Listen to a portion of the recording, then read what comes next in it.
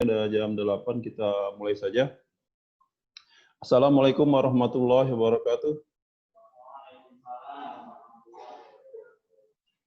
Oke, kali ini kita akan membahas tentang dinamika rotasi.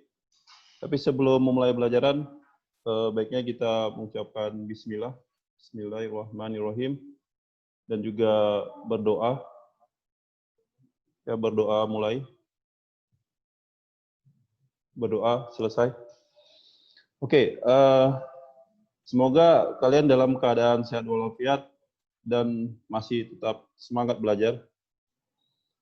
Hari ini kita akan bahas tentang konsep dinamika rotasi kembali, ya, lanjutan dari pertemuan kita sebelumnya. Nah, jadi di dinamika rotasi kali ini kita akan membahas subtopik kita momentum sudut dan energi kinetik rotasi. Jadi ada dua bagian, ada momentum sudut, juga ada energi kinetik rotasi. Oke, lalu kemudian kita perlu tahu juga ya apa yang akan menjadi indikator pembelajaran kita untuk hari ini. Nah, indikatornya di sini cukup dua aja. Nah, yang pertama, merumuskan dan menerapkan hukum kekalan momentum sudut dalam diskusi dan pemecahan masalah. Jadi diharapkan kalian sudah bisa merumuskan dan menerapkan ya, hukum kekalan momentum. Sini ada kekalan momentum sudut tapi ya.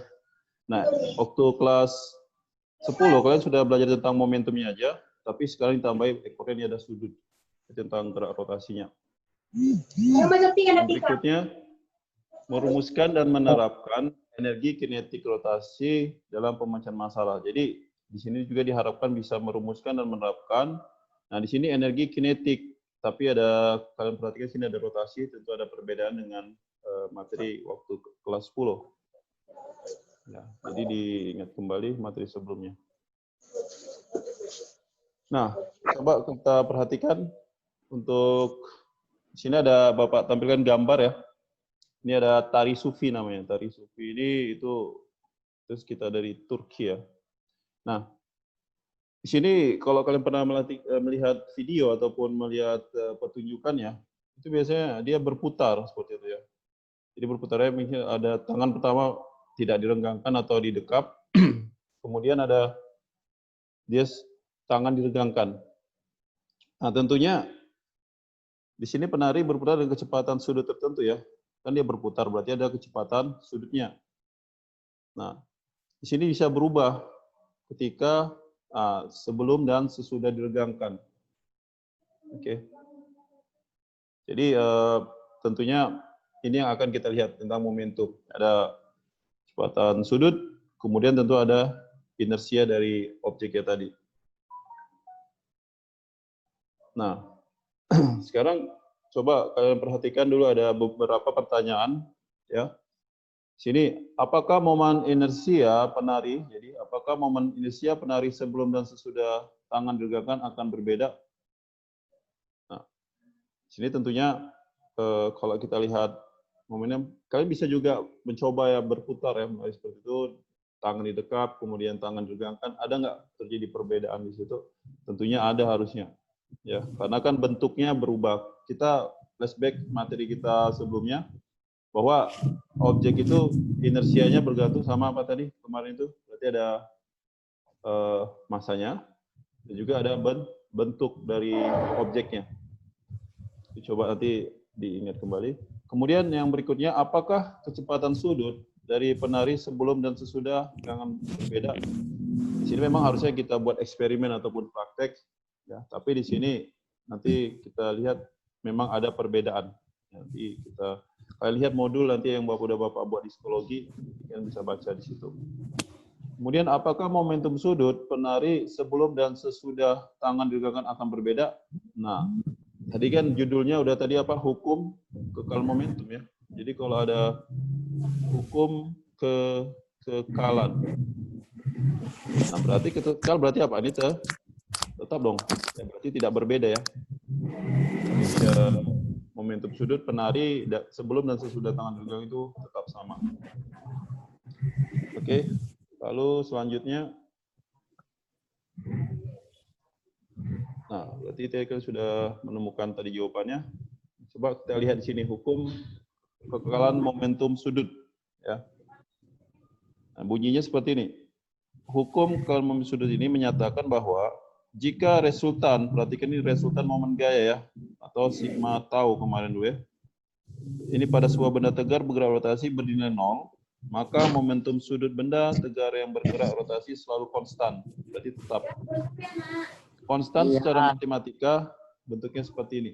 Ini secara matematisnya bahwa L1 sama dengan L2. Jadi simbol dari momentum sudut itu simbolnya adalah L ya. Jadi, kalau kalian sebelumnya udah baca itu pasti udah baca di modul ataupun di buku. Momentum itu simbolnya L. Nah, L1 sama dengan L2. Lalu kemudian L ini, jadi momentum ini, kalau dulu pelajaran kalian waktu kelas 10, momentum ada belajar ya. Momentum itu sama dengan massa dikali kecepatan ya, masih ingat ya? Ini pelajaran di kelas 10.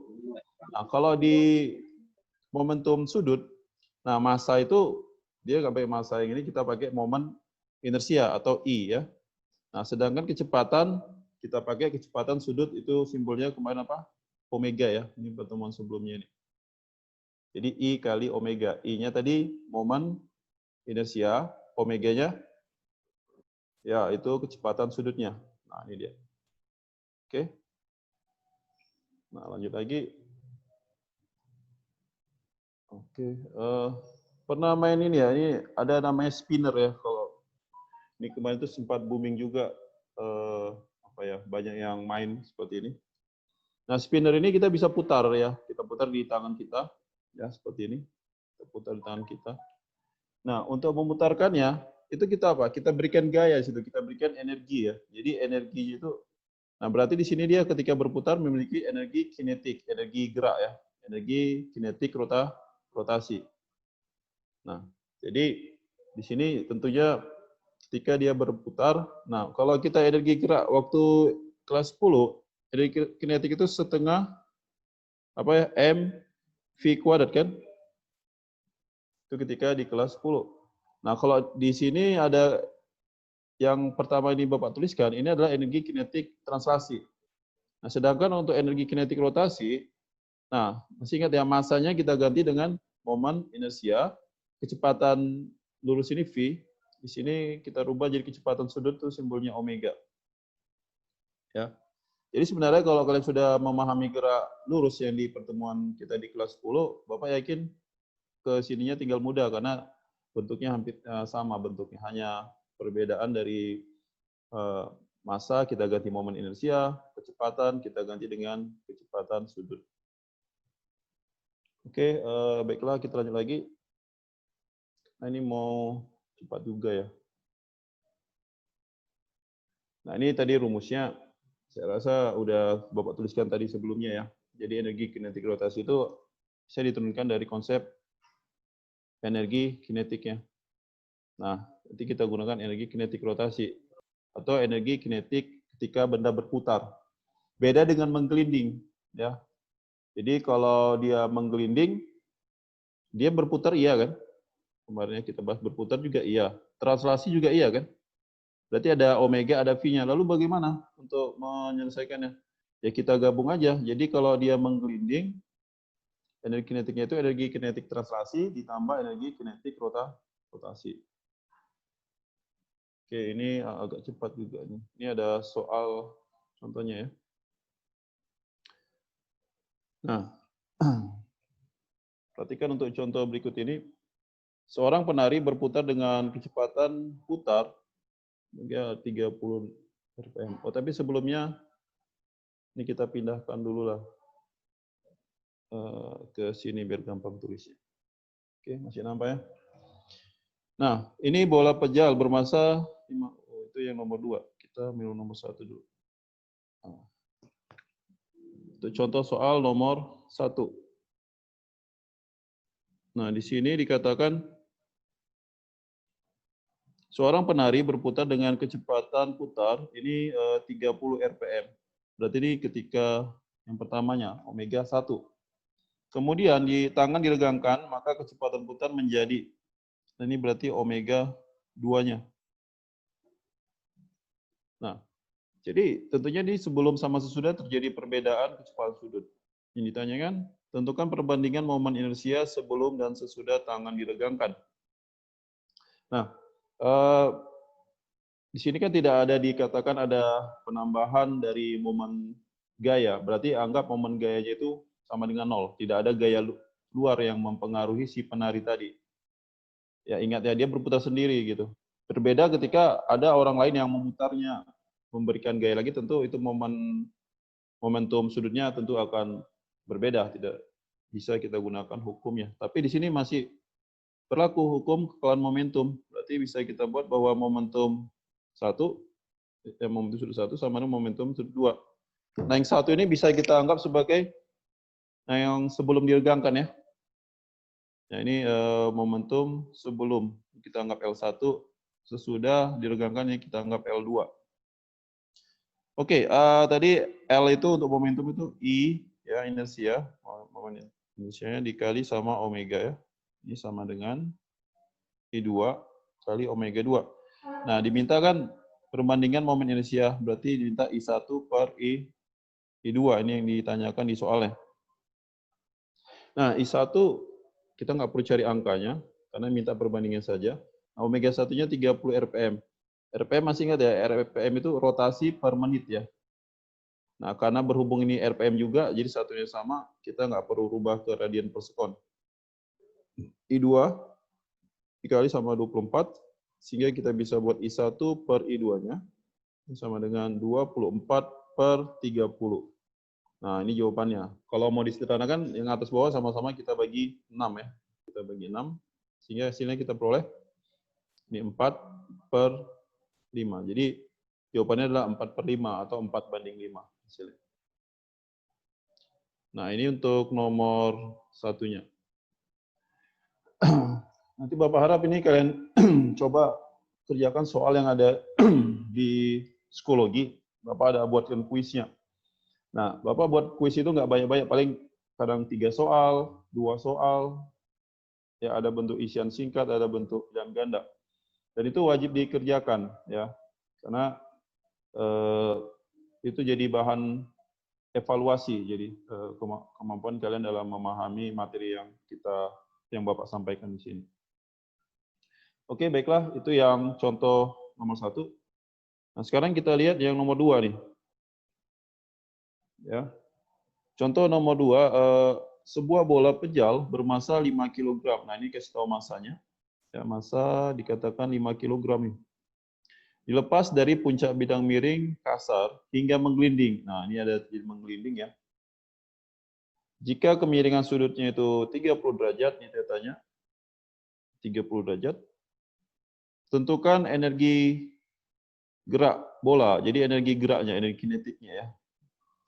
Jadi berapakah energi kinetik si bola tadi ketika waktunya setelah bergerak 7 detik atau 7 sekon. Nah, seperti ini. Nah, ini kalau Bapak buat ilustrasi gambarnya, kita buat seperti ini ya. Sudutnya, kemiringannya 30 derajat. Nah, bola tadi, bola pejal ya, kita kan di sini. Nah, tentunya ketika dia seperti ini ada pusat masanya, yaitu tarik sama gravitasi yang ini. Nah, masih ingat ya waktu pelajaran dulu? Sedangkan kan di sini ada M kali G ke arah vertikal ke bawah. Yang searah bidang ini MG kali sin theta. Yang ke atas ini ada gaya geseknya. Ya, sehingga dia berotasi juga kan akibat gaya gesek. Karena kalau bidangnya licin, dia akan tergelincir. Tidak ada berotasinya. Ya. Berarti kalau dia tergelincir hanya ada energi kinetik translasi. Tapi di sini karena kalimatnya tadi menggelinding, berarti ada energi kinetik translasi ditambah energi kinetik rotasi. Nah, pendekatan ataupun untuk menyelesaikan problem ini kita lihat dulu. Wah, berarti di sini kita gunakan dua konsep. Yang konsep pertama pertemuan kita sebelumnya tentang dinamika rotasi, hubungan antara momen gaya dengan percepatan itu. Masih ingat ya pertemuan kita sebelumnya? Nah, karena menggelinding, itu sigma F sama dengan M kali A. Nah, F-nya di sini berarti ada mg sin theta dikurang gaya gesek ya. Perhatikan di bentuk apanya, bolanya tadi. M kali A. Nah, masanya sudah 5 ya, berarti 5. Kalau di soal tidak dikasih tahu G-nya, kita gunakan 10 ya. Ini sin 30 berapa? Setengah kan? Kurang F sama dengan 5A. Ini berarti 50 bagi 2. 25 dikurang 5A. Ini sama dengan F. Itu gaya geseknya. Lalu kita gunakan rotasinya, sigma tau. Jadi yang pertama konsepnya translasi, yang ini rotasinya. I kali alfa. Nah, untuk I kali alfanya, sigma tau-nya di sini kan hanya ada si gaya gesek yang dia berotasi. Jadi kita buat R kali F sama dengan yang ini setengah. Nah, inersia, oh ini bola pejal ya. Berarti bola pejal, pasti ingat ya, 2/5 ya. 2/5 mr kuadrat. Nah, sedangkan alfa itu A per R. Nah, lalu ini bisa kita bagi R kuadrat bagi R. Kemudian kiri kanannya sama-sama bagi R, F-nya masukkan 25 kurang 5A sama dengan 2/5 dikali masanya 5 kali A. Ini habis. Berarti 25 sama dengan apa ini? 2A tambah 5A, 7A ya.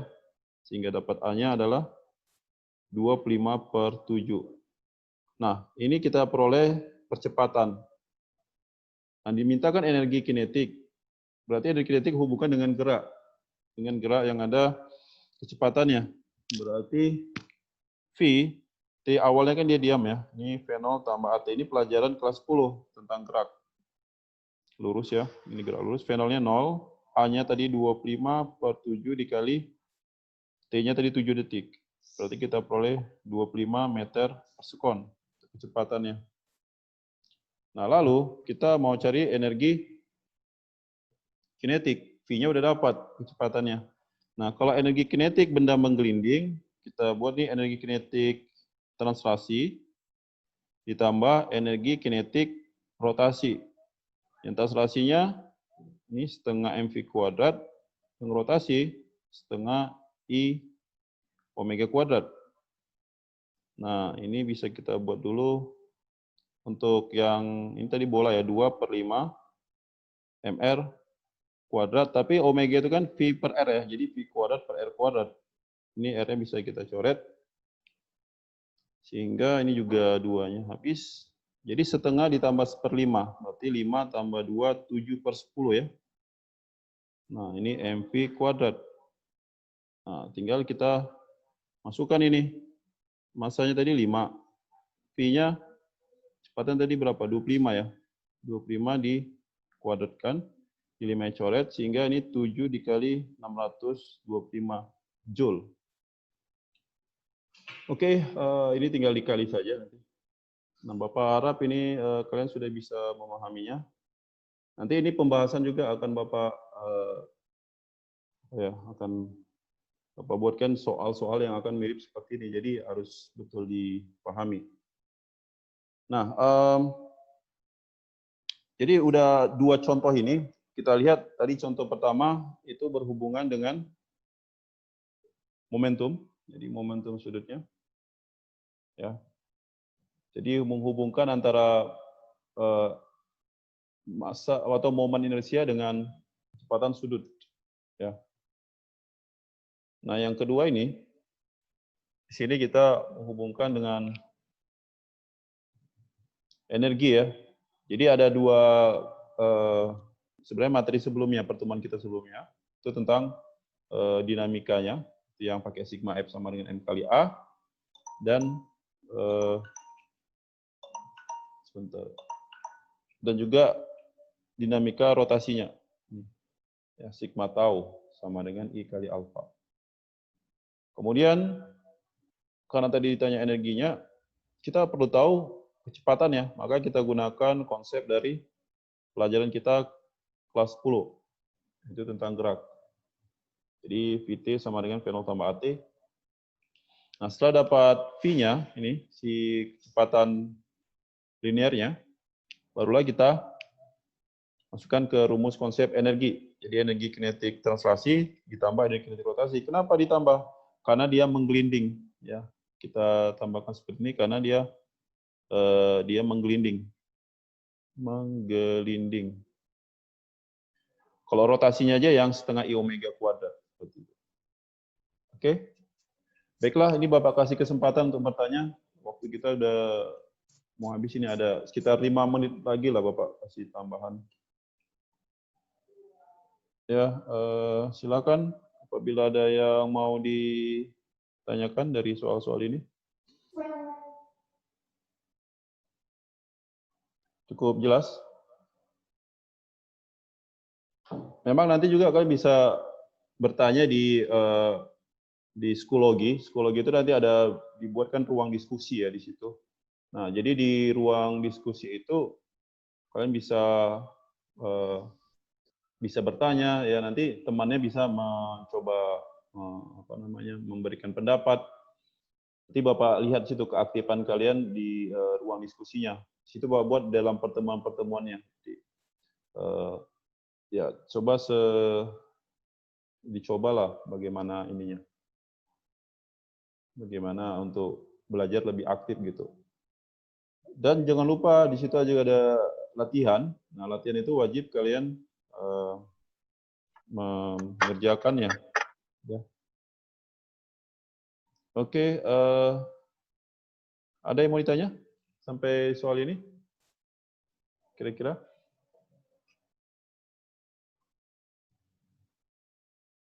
Oke, kelihatannya tidak ada ya. Nah, ini coba Bapak tanya sama, wah ini nggak terlalu banyak juga yang gabung hari ini ya. Prio ada mau tanya, Prio Bahari? Nggak ada? Nggak ada, Sir. Nggak ada. Oke, Bapak rasa udah paham ya, udah jelas semuanya. Oke, kalau begitu selamat mencoba ya yang ada di psikologi ya. Jadi di situ Bapak udah sediakan modul, ada juga Bapak sediakan video pembelajarannya juga nanti akan diupload di YouTube. Jadi kalau kurang jelas nanti bisa kalian review kembali. Nah, untuk pertemuan kita selanjutnya, berarti kan ini udah pertemuan kelima ya, kelima atau enam, ya 5. Berarti kan Bapak harap udah cukup untuk pembahasan tentang dinamika rotasi. Jadi untuk pertemuan berikutnya, mungkin kita akan bahas, nanti Bapak isi pembahasan soal. Jadi nanti pertemuan berikutnya kita akan mereview dari materi pertama, dari kita pertemuan pertama itu, nanti soal-soalnya, dan juga pembahasan mungkin sekitar ya 5 soal mungkin nanti akan kita bahas di pertemuan berikutnya. Jadi hanya untuk mengulang atau mereview soal-soal. Nah, berhubung itu, kalau ada mungkin soal-soal yang kalian perlu tanyakan, kalian bisa sampaikan di psikologi di kolom diskusi, ataupun langsung di kolomnya. Tapi Bapak sarankan di kolom diskusi, kalian upload soal yang menurut kalian perlu kita bahas untuk besok. Gitu. Ya, Bapak lebih berharap soal itu dari kalian biar lebih ada interaksi gitu. Oke, baiklah. Bapak rasa sekian dulu pertemuan kita hari ini. Kita lanjut besok hari. Oke, assalamualaikum warahmatullahi wabarakatuh. Waalaikumsalam warahmatullahi wabarakatuh.